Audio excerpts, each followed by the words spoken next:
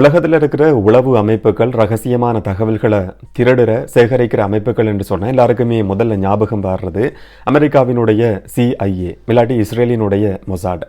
ஆனால் அமெரிக்காவினுடைய இராணுவ தகவல்களையே ரகசியமான முறையில் பெற்றுக்கொண்டு பொதுமக்களுக்கு வெளிப்படுத்தின ஒரு மிக முக்கியமான நபர் தான் விக்கிலீக்ஸ் நிறுவனத்தினுடைய ஸ்தாபகர் ஜூலியன் அசாஞ்ச். இந்த பேரை யாராலையும் மறக்கவே முடியாது. அமெரிக்க இராணுவம் எந்த மாதிரியான கொடூரமான செயற்பாடுகளில் ஈடுபட்டிருக்குன்னு சொல்லி பல ஆதாரங்களை அவர் கொண்டு வந்திருந்தார். குறிப்பாக ஈராக்கில் நடத்தப்பட்ட படையெடுப்பாக இருக்கலாம், ஆப்கானிஸ்தானில் நடத்தப்பட்ட படையெடுப்பாக இருக்கலாம். இந்த 2 சந்தர்ப்பங்கள் மட்டும் கிடையாது, இன்னும் பல இடங்கள்லையும் அமெரிக்க அரசாங்கமாக இருந்தாலும் சரி, ஒட்டுமொத்தம் அமெரிக்க நாடு, அமெரிக்க இராணுவம் எப்படி பொதுமக்களுக்கு எதிரான செயற்பாடுகள் ஈடுபட்டிருக்குன்னு சொல்லி சர்வதேசத்துக்கு ஆதாரங்களோட முன்வைச்ச ஒரு மிக முக்கியமான நபர் தான் இந்த ஜூலியன் அசாஞ்ச். 14 வருஷ சட்ட போராட்டத்துக்கு பிறகு அவர் இப்போ விடுதலையாகி இருக்கிறாரு. இது ஒரு மகிழ்ச்சியான செய்தி. ஊடக பரப்பில் இருக்கிறவர்களால் மறக்கவே முடியாத ஒரு பேர் என்று சொன்னால் அந்த ஜூலியன் அசாஞ்சுடைய பேரை சொல்லலாம். கருத்து சுதந்திரத்தினுடைய நவீன கால தந்தை என்று சொல்லி கூட அவரை சொல்ல முடியும். பொதுமக்களுக்கும் சில நேரங்களில் இந்த பேரை ஞாபகம் இருக்கிறதுக்கான வாய்ப்பு இருக்கு. அமெரிக்காவுக்கு எதிராக போராடின ஒரு தனியொரு நபர் தான் இந்த ஜூலியன் அசாஞ்ச். அவரை பற்றின சில விஷயங்களை தான் இந்த காணொலியில் பார்க்க போகிறோம். அவர் திங்கட்கிழமை விடுதலையாகி இருக்கிறாரு. இன்றைக்கும் அந்த வழக்கு விசாரணை அமெரிக்காவில் நடத்தப்பட இருக்கு. அமெரிக்காவுக்கு சொந்தமான ஒரு யூனியன் பிரதேசத்தில் நடத்தப்பட இருக்கு. அமெரிக்க இராணுவத்தோட கண்ணில் விரல் விட்டு ஆட்டின ஜூலியன் அசாஞ்ச் பற்றின சில தகவல்களை தான் இந்த காணொலியில் பார்க்க போகிறோம். விளக்கமாக பார்க்கலாம். வணக்கம், நான் கிருஷாந்த் ராஜ்.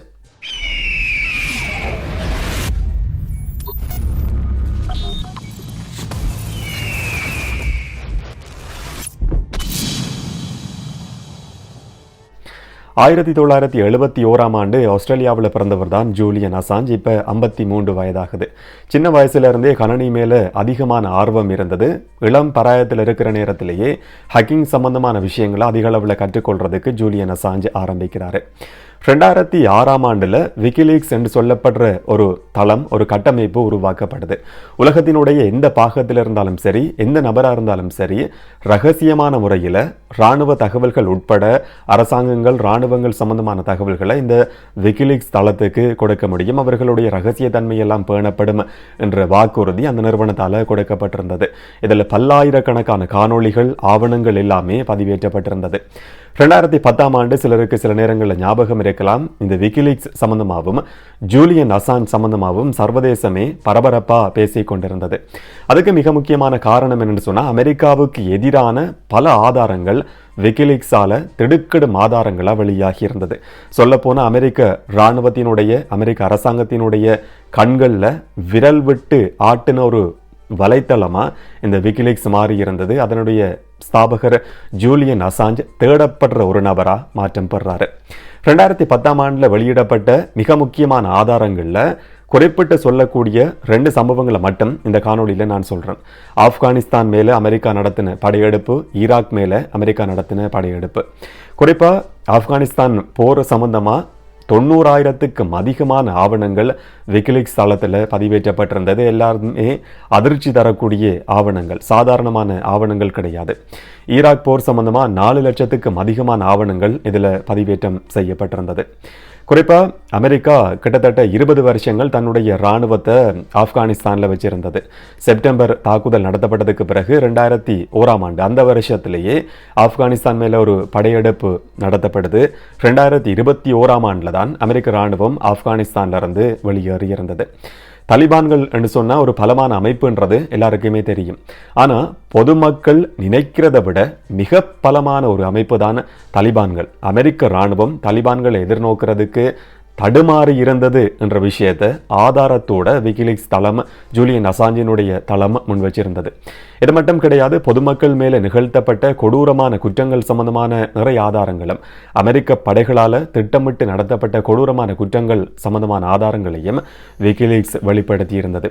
இதில் வெளிப்படுத்தப்பட்ட மிக முக்கியமான இன்னும் ஒரு ஆதாரம் தான் அமெரிக்க படைகளும், அமெரிக்கா தலைமையிலான கூட்டுப்படைகள் தான் ஆப்கானிஸ்தானில் படையெடுப்பை நடத்தியிருந்தது. எப்படி போராடும் போது அந்த கூட்டுப்படைகள் தங்களுக்கு மத்தியிலேயே மாறி மாறி சுட வேண்டிய ஒரு சூழல் உருவாகி இருந்தது. தெரியாமலேயே எதிர்த்தரப்பில் இருக்கிறது எங்களுடைய நபர்கள் தான் என்று சொல்லி தெரியாமலேயே அமெரிக்க படைகள் தங்களுடைய படைகளையும் கூட்டுப்படைகளையும் சுட்டு தள்ளின ஏராளமான சம்பவங்கள் பதிவாகி இருந்தது என்று சொல்லியும் அதிர்ச்சியான ஒரு தகவலை விக்கிலீக்ஸ் வெளிப்படுத்தி இருந்தது. இந்த போர்ல கொலை செய்யப்பட்டவங்களுடைய எண்ணிக்கை இவ்வளவுதான் என்று சொல்லி மதிப்பிடப்பட்டிருந்தது, இல்லாட்டி உத்தியோகபூர்வமான ஒரு எண்ணிக்கை சொல்லப்பட்டிருந்தது. ஆனா அப்படி வெளியிடப்பட்ட எண்ணிக்கையை விட அமெரிக்க படைகளினுடைய இந்த படையெடுப்பு காரணமா உயிரிழந்த அப்பாவி பொதுமக்களினுடைய எண்ணிக்கை மிக மிக அதிகமானது என்ற விஷயத்தையும் விக்கிலீக்ஸ் தளம் ஆதாரத்தோட வெளிப்படுத்தி இருந்தது. இது ஆப்கானிஸ்தான் போர். அடுத்த ஈராக் போருக்கு வர நேரத்தில் அந்த காலகட்டத்தில் அமெரிக்காவினுடைய ஜனாதிபதியாக இருந்த ஜோர்ஜ் டபிள்யூ புஷ் தான் இந்த படையெடுப்பு 2003ஆம் ஆண்டில் ஆரம்பிச்சிருந்தார். அவருடைய ஆட்சி காலத்தில் தான் இது ஆரம்பிக்கப்பட்டிருந்தது. இதிலையும் கூட அதே மாதிரியான சில ஆதாரங்கள் வெளிப்படுத்தப்பட்டிருந்தது. இந்த போரில் உயிரிழந்த பொதுமக்களினுடைய எண்ணிக்கையை மூடி மறைக்கிறதுக்கு அமெரிக்கா முயற்சி எடுத்திருக்கு. அறிவிக்கப்பட்ட எண்ணிக்கையை விட அதிகமான பொதுமக்கள் இதில் உயிரிழந்திருக்கிறாங்க என்ற விஷயமும் ஆதாரத்தோடு நிரூபிக்கப்பட்டிருந்தது. அமெரிக்காவினுடைய படையெடுப்பு காரணமாக சித்திரவதைகளையும் துன்புறுத்தலையும் கைது செய்யப்பட்டவர்கள் எதிர்நோக்க வேண்டியிருந்தது. உயிரோட பலர் எரிக்கப்பட்ட சம்பவங்கள் சம்பந்தமான ஆதாரங்களையும் விக்கிலீக்ஸ் வெளிப்படுத்தி மிகப்பெரிய ஒரு சர்ச்சையை அந்த காலகட்டத்தில் ஏற்படுத்தி இருந்தது. இந்த ஈராக் போர் சம்பந்தமான சில விஷயங்கள் தனி நிறுவனங்களுக்கு, தனியார் ஆயுத பிரிவுகளுக்கு, ஆயுத நிறுவனங்களுக்கு ஒப்படைக்கப்பட்டது, ஒப்பந்த அடிப்படையில் இது கொடுக்கப்பட்டது என்ற மாதிரியான ஆதாரங்கள் கூட ஜூலியன் அசாஞ்சினுடைய இந்த நிறுவனத்தால் வெளிப்படுத்தப்பட்டிருந்தது. ஈராக் போர் சம்பந்தமாக வெளியிடப்பட்ட மிக முக்கியமான ஒரு ஆதாரம், உலக அளவில் ஒரு பரபரப்பை ஏற்படுத்தின ஆதாரம் என்று சொல்லி ஒரு காணொலியை சொல்ல முடியும். விக்கிலீக்ஸ் தளம் 2010ஆம் ஆண்டில் அந்த காணொலியை வெளியிட்டிருந்தது. ராய்ட்டர்ஸ் செய்தி நிறுவனத்தினுடைய 2 ஊடகவியலாளர்கள் உட்பட நிராயுதபாணிகளாக இருந்த அப்பாவி பொதுமக்கள் மேல அமெரிக்க படைகள் ஹெலிகாப்டர்ல இருந்த மாதிரியே ஒரு மிக கொடூரமான தாக்குதல் நடத்தின காட்சியை விக்கிலீக்ஸ் தளம் வெளியிட்டிருந்தது. ஒட்டுமொத்த சர்வதேசத்தினுடைய கவனம் பெற்ற காணொலியா அது மாறியிருந்தது. இந்த மாதிரி அமெரிக்காவுக்கே சிம்ம சொப்பனமாக திகழ்ந்த ஒரு வலைத்தளம், அதனுடைய ஸ்தாபகர் ஜூலியன் அசாஞ்ச், அவரை கைது செய்யறதுக்கான பல முயற்சிகள் முன்னெடுக்கப்பட்டிருந்தது. குறிப்பாக அமெரிக்காவுக்கு இந்த மாதிரியான ஒரு சவால் கடந்த காலங்கள் அதுக்கு முதல்ல ஏற்பட்டதே கிடையாது. இதனால கைது செய்து உலகத்தின் மத்தியில், சர்வதேசத்தின் மத்தியில் வீழ்ச்சி அடைஞ்சு போயிருக்கிற தங்களுடைய செல்வாக்கு அதிகரிக்க வேண்டிய ஒரு தேவை அமெரிக்காவுக்கு ஏற்பட்டிருந்தது. 2010ஆம் ஆண்டு அதே வருஷத்தில் 18 குற்றச்சாட்டுக்களை அமெரிக்கா ஜூலியன் அசாஞ்ச் மேல சுமத்தி இருந்தது. அதுவரைக்கும் அமெரிக்கா பயன்படுத்தாத 1971ஆம் ஆண்டு உளவு சட்டத்தை ஜூலியன் அசாஞ்சுக்கு எதிராக அமெரிக்கா பயன்படுத்தினது என்ற வரலாறும் மிக முக்கியமாக ஞாபகப்படுத்தப்பட வேண்டியது. எப்படி ஒரு பக்கம் அமெரிக்காவினுடைய ரகசியமான உளவு தகவல்கள், இராணுவ தகவல்கள் கசியவிடப்பட்டது, திருடப்பட்டது என்ற குற்றச்சாட்டு சுமத்தப்படுது. இன்னும் வேறு வகையிலையும் அவரை கைது செய்யறதுக்காக, பொது வழியில் நடமாடக்கூடாதுன்றதுக்காக வேறு குற்றச்சாட்டுகளும் சுமத்தப்பட்டிருந்தது.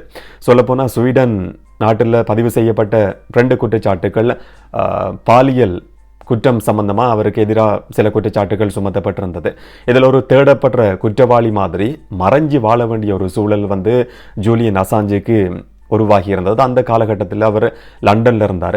அதுக்கு முதல்ல 2010ஆம் ஆண்டில் இந்த குற்றச்சாட்டுகள் சுமத்தப்பட்டதுக்கு பிறகு ஜூலியன் அசாஞ்ச் அந்த பாலியல் குற்றச்சாட்டில் லண்டனில் கைது செய்யப்படுறாரு. அப்படியா இருந்தாலும் அந்த குற்றச்சாட்டு பிறகு விடுவிக்கப்படுது. போதுமான ஆதாரங்கள் இல்லைன்னு சொல்லி அவர் பிணையில் விடுவிக்கப்பட்டிருந்தார். அப்படி பிணையில் விடுவிக்கப்பட்ட சந்தர்ப்பத்தில் லண்டனில் இருக்கிற ஈக்குவடோர் தூதரகத்தில் தஞ்சமடைஞ்சிருந்தார். அப்படி தஞ்சமடையும் போது பிணை நிபந்தனைகளை மீறினார் என்ற அடிப்படையிலையும் அவர் தேடப்படுற ஒரு நபராக மாற்றம் அடைஞ்சிருந்தார். கிட்டத்தட்ட 2012ஆம் ஆண்டிலிருந்து 2019 வரைக்கும் 7 வருஷங்கள் லண்டனில் இருக்கிற ஈக்குவடோர் தூதரகத்துக்குள்ள வெளியிலேயே வர முடியாத அளவுக்கு அந்த ஒரு குறுகிய அறைக்குள்ள 7 வருஷங்கள் வாழ வேண்டிய ஒரு நிர்பந்தம் ஜூலியன் அசாஞ்சுக்கு உருவாகி இருந்தது. இத்தனைக்கும் அவர் செய்த குற்றமாக சொல்லப்படுறது எல்லாமே இந்த மாதிரியான ஆதாரங்களை பொதுமக்களுக்கு வெளிப்படுத்தினது தான். 7 வருஷங்கள் தூதரகத்தில் இருக்கிற ஒரு அறைக்குள்ள அவர் வாழ்ந்து கொண்டிருக்கிறாரு. வெளியில் போனால் இந்த நேரத்தில் வேணும்னாலும் கைது செய்யப்படலாம் என்ற ஒரு நிலைமை அந்த காலகட்டத்தில் உருவாகி இருந்தது. பிறகு 2019 ஈக்குவடோர் நாடு அவருக்கு கொடுக்கப்பட்டிருந்த அகதி தஞ்சத்தை மீள பெற்றுக் கொண்டிருந்தது. அவர் அங்கிருந்து வெளியேற்றப்படுறார். 2019 லண்டன் போலீஸால் அவர் லண்டனில் வச்சு கைது செய்யப்பட்டிருந்தார். 2019 இருந்து இதுவரைக்கும் சிறை தண்டனை அனுபவிக்க வேண்டிய ஒரு நிர்பந்தம் தான் ஜூலியன் அசாஞ்சுக்கு உருவாகி இருந்தது. கிட்டத்தட்ட 1090 நாட்கள் 5 வருஷம் சிறை தண்டனை அனுபவித்ததுக்கு பிறகு இப்போ அவர் அங்கிருந்து வெளியேறி இருக்கிறார். அவருடைய சொந்த நாட்டுக்கு அவர் பயணமாகி இருக்கிறார் என்ற தகவல் வெளியாகி இருந்தது. ஒரு உடன்படிக்கையின் அடிப்படையில் தான் இப்போ யூகே சிறைச்சாலையிலிருந்து ஜூலியன் அசாஞ்ச் விடுதலை செய்யப்பட்டிருக்கிறார். என்னென்னு சொன்னால் அமெரிக்க ஜனாதிபதி ஜோ பைடனுக்கும் அவரை விடுதலை செய்ய சொல்லி கடுமையான அழுத்தங்கள் கடந்த காலங்களில் விடுக்கப்பட்டிருந்தது. குறிப்பாக ஆஸ்திரேலியாவினுடைய பிரதமர் ஆண்டனி அல்பனீஸ் தலைமையிலான அரசாங்கம் சார்பாகவும் சில அழுத்தங்கள் பிரயோகிக்கப்பட்டிருந்தது. இதெல்லாம் அடிப்படையாக கொண்டுதான் அந்த உடன்படிக்கையின் அடிப்படையில் அவர் விடுதலை செய்யப்பட்டிருக்கிறார் என்ற செய்தி வழியாகி இருந்தது. இந்த திங்கட்கிழமை அவர் விடுதலை செய்யப்பட்டதுக்கு பிறகு ஆஸ்திரேலியா நோக்கி பயணத்தை ஆரம்பிச்சிருக்கிறாரு. இந்த உடன்படிக்கையில் இருக்கிற மிக முக்கியமான ஒரு விஷயம் என்னன்னு சொன்னால், அமெரிக்காவினுடைய ரகசியமான இராணுவ தகவல்களை கசிய விட்டார், பெற்றுக்கொண்டு பொதுமக்களுக்கு வெளிப்படுத்தினார் என்ற குற்றத்தை ஜூலியன் அசாஞ்ச் ஏற்றுக்கொள்ள வேண்டிய ஒரு நிர்பந்தம் ஏற்பட்டிருந்தது. அந்த குற்றத்தை அது குற்றம் என்று சொல்லி அவர் ஏற்றுக்கொண்டிருக்கிறாரு. இந்த குற்றத்தை ஒப்புக்கொண்டதின் அடிப்படையில் அதுக்கு 60 மாதங்கள் சிறை தண்டனை விதிக்கப்படலாம் என்று சொல்லி எதிர்பார்க்கப்பட்டிருந்தது. அப்படியா இருந்தாலும் ஏற்கனவே 60 மாதங்களை விட அதிகமான காலம் யூகேல ஜூலியன் அசாஞ்ச் சிறை தண்டனை அனுபவிச்சிருக்கிறார். இதனால திரும்பவும் அந்த தண்டனையை அனுபவிக்க வேண்டிய சூழல் ஏற்படாது என்று சொல்லியும் எதிர்பார்க்கப்படுது. ஆனால் திரும்ப இன்றைக்கு அமெரிக்காவினுடைய ஒரு நீதிமன்றத்தில் அவர் ஆஜராக வேண்டிய முன்னிலையாக வேண்டிய ஒரு சூழல் உருவாகி இருக்கு. அமெரிக்காவினுடைய நீதிமன்றம் என்று சொன்னாலும் கூட அமெரிக்காவுக்கு அவர் நேரடியாக பயணம் செய்ய வேண்டியது கிடையாது. என்று சொன்னால் இப்போ ஆஸ்திரேலியாவுக்கு அவர் போயிருக்கிறாரு. ஆஸ்திரேலியாவுக்கு பக்கத்தில் இருக்கிற அமெரிக்காவுக்கு சொந்தமான ஒரு தீவு தான் நொதர்ன் மரியானா ஐலாண்ட் என்று சொல்லப்படுற பிரதேசம். இது அமெரிக்காவுக்கு சொந்தமான யூனியன் பிரதேசமாக நிர்வகிக்கப்பட்டு வருது. ஆஸ்திரேலியாவுக்கு பக்கத்தில் இருக்கு. அப்போ ஆஸ்திரேலியாவுக்கு தன்னுடைய சொந்த நாட்டுக்கு போயிருக்கிறாரு. அமெரிக்காவினுடைய யூனியன் பிரதேசம் என்ற அடிப்படையில் அங்கே இருக்கிற நீதிமன்றத்தில் இது சம்பந்தமான வழக்கு விசாரணைகள் அறிவிக்கப்பட்டு அவர் குற்றவாளி என்றது அறிவிக்கப்படும். ஆனாலும் ஏற்கனவே அவர் சிறை தண்டனை அனுபவிச்சிருக்கிறார் என்ற அடிப்படையில் திரும்பவும் யூகேலேயோ இல்லாட்டி யூஎஸ்லேயோ அமெரிக்காவிலேயோ சிறை தண்டனை அனுபவிக்க வேண்டிய நிலைமை இனி உருவாகாது. அவர் இந்த வழக்கிலிருந்து விடுதலை செய்யப்பட்டிருக்கிறார், இல்லாட்டி சிறை தண்டனை அனுபவித்து வெளியேறியிருக்கிறார் என்று சொல்லியே நம்ம வச்சுக்கொள்ள முடியும். இதனைக்கும் விக்கிலீக்ஸ் நிறுவனத்தினுடைய ஸ்தாபகர் ஜூலியன் அசாஞ்ச் செய்ததா சுமத்தப்படுற குற்றச்சாட்டு எல்லாமே அமெரிக்காவினுடைய முகமூடியை கலட்டினது, அமெரிக்க இராணுவத்தினுடைய முகமூடியை கலட்டினது.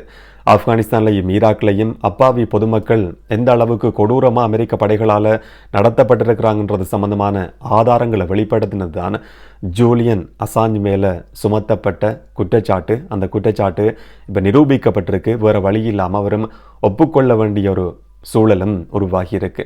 ஆனால் கருத்து சுதந்திரத்தினுடைய மிக முக்கியமான ஒரு நபராக ஜூலியன் அசாஞ்ச் வரலாற்றில் இடம் பிடிச்சிருக்கிறார்ன்றதுல எந்த விதமான மாற்று கருத்தும் கிடையாது. அமெரிக்கா எத்தனையோ நாடுகளை அலற விட்டுருக்கு. அமெரிக்காவினுடைய கண்கள்லேயே விரல் விட்டு ஆட்டின ஒரு நபர் தான் இந்த ஜூலியன் அசாஞ்ச். அவரை பற்றி நீங்கள் என்ன நினைக்கிறீங்கன்றதை கமெண்ட்ல பதிவு செய்யுங்க. இன்னும் ஒரு காணொளியில் இன்னும் ஒரு தகவலோடு சந்திக்கலாம். வணக்கம்.